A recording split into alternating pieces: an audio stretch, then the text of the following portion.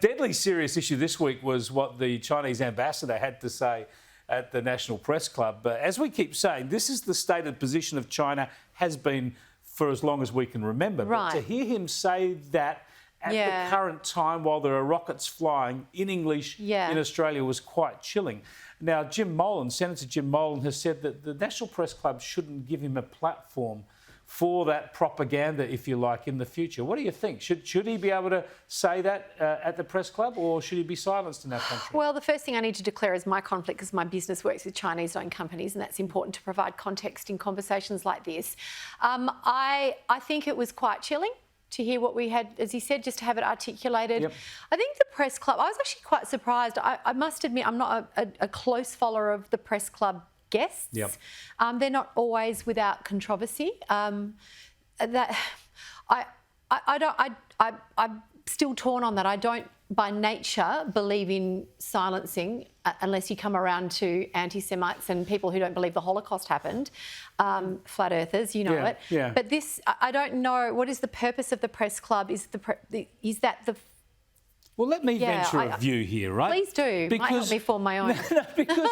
Because you wouldn't want to have him turning up every month to sprout his propaganda. No, and I don't think that's what's happening. But they don't happen very often, and I think it's wrong for Jim to say he should be banned, because it's good to hear from them now and then, especially at the moment, given the history of our relationship with China over the last couple of years, what's been happening in Taiwan. It was timely.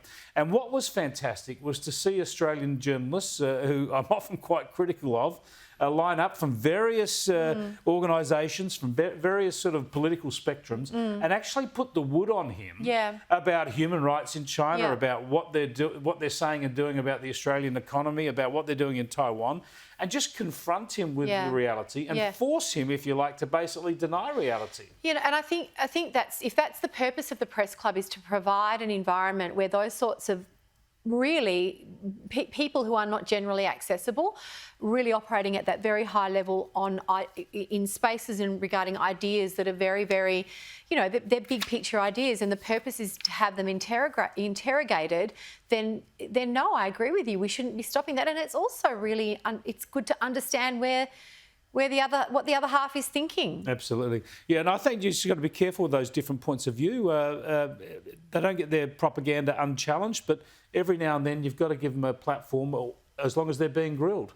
Not do what Crown Casinos did. I saw a story on Channel 7 the other day. Crown Casinos putting out a video press release. You can run this. No. You need to answer some questions. Do you know, when I was a news chief of staff in a newsroom a long time ago, when I was a younger person, Chris, we just never used them for that very purpose. You can answer our questions, or the story will go to air without your voice in it. And I'm on the other side of the fence now, but I still very much believe in that. I don't believe in video news releases, because I think they undermine the credibility of the people peddling them.